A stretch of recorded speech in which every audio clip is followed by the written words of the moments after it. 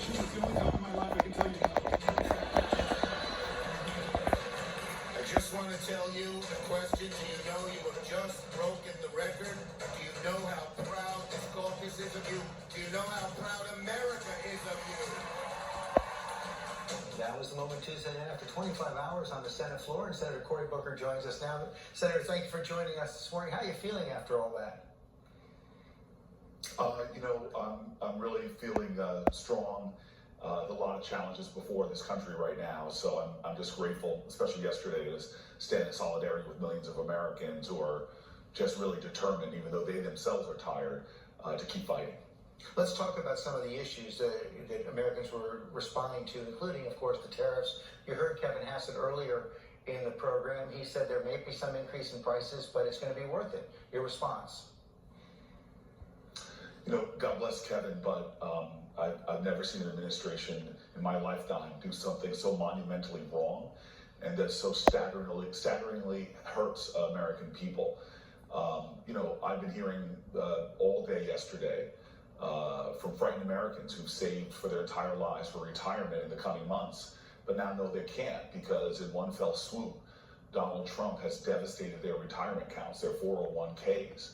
I know millions of Americans who are living paycheck to paycheck who already in their administration have seen rising prices, even though he promised they would go down, rising inflation, even though he promised it would go down, and now they're bracing themselves for seeing their monthly bills go up because of what this president did, and that will devastate them. And this is all happening in the backdrop of what happened in the Senate this week, where they're pushing an extension of the Trump tax cuts that overwhelmingly went to the wealthiest Americans. It's going to blow another multiple trillion-dollar hole in our deficit, but they're doing all of that, and they're going to pay for it by savaging Medicaid, which millions of Americans rely on to meet their financial challenges, to meet their healthcare challenges, and that is scary. I had a town hall yesterday where parents of disabled children, where parents that are taking care of their elders, all told awful stories, that even a 5% cut in the services they get will send their families into chaos. And again, they asked why? Why?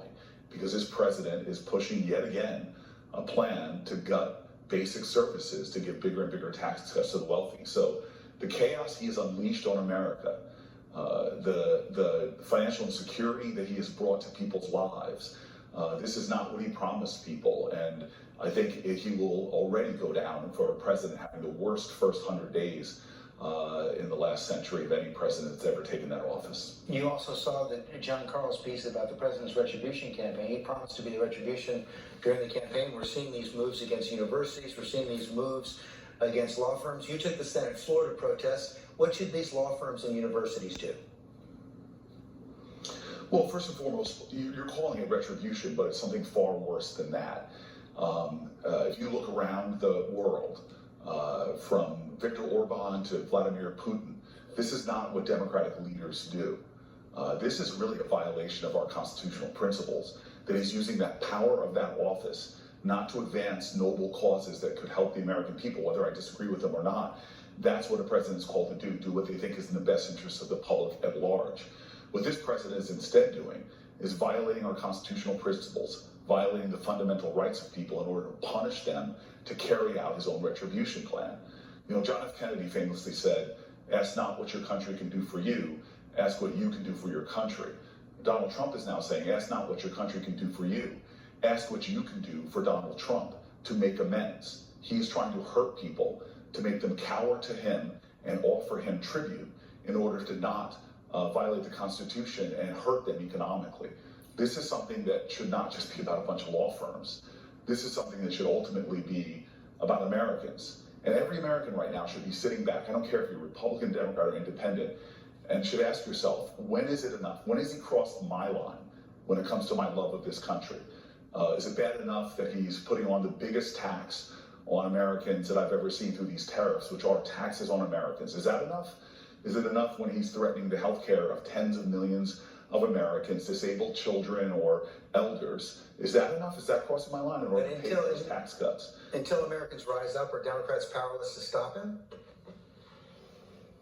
Well, again, I've learned a lot about power from my ancestors, from my parents' generation, the civil rights generation, where the most powerful people in the land tried to violate the principles of our Constitution and hurt people. And yet, when Strom Thurmond and others tried to block the civil rights movement was passed by a rainbow coalition of people from all political perspectives that joined together and said, enough is enough. We are not going to have this continued violations of decency, principle, and constitutional ideals happen. So we know the power of the people is greater than the people in power. And so whether it's Donald Trump, the most powerful man in the world, or Elon Musk, the richest man in the world, their power pales in comparison to the American people when we stand up, rise up, speak up, and say no, no more. And so this is not about the Democratic Party. I'm sorry. The Democratic Party is at its weakest when it's concerned about the party. It's at its strongest when it's concerned about the people, when it's bigger and broader than any narrow political analysis. But you did this say is the time for Americans to step up. But you did say during your speech the Democrats have made some terrible mistakes and have to take some responsibility for the state of the country right now. Elaborate on that. What were the mistakes? How can they be fixed? Well, the biggest mistake is not centering people enough. A lot of people voted for Donald Trump because they trusted him and didn't trust that Democrats could deliver for them. And so this, to me, is one of the most important principles in American politics. You may have this great policy, great analysis, great thoughts and ideas, but people don't care how much you know until they know how much you care. We are in a state where, again, the Democratic Party should own up. We partly laid this pathway for this demagogue to come into office. And so the way we deal with that, the way we correct from those mistakes, is to do more of the centering of American voices, American people in our conversation and in our focus.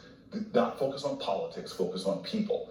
And right now, I wish you could have been at my town hall yesterday when you see veterans standing up and speaking to their anguish of knowing that their brothers and sisters are being fired from jobs, that their health care is being threatened, and that the VA, losing 80,000 people, is now weakening in its ability to rise to its commitments to our veterans. If you could have seen the parents standing up with one, I will never forget, with their autistic child who has severe anxiety but still decided to come and speak to the audience there and to talk about their health care being on the chopping block right now by a president who's told Congress to cut $880 billion. These are the people right now that are important, not the Democratic Party. It's the destiny of our country. And this is a time where Americans have to say this is not about party, it's about patriotism, it's about people, it's about the future of our nation and what's going to define us together. Senator Booker, thanks for your time this morning.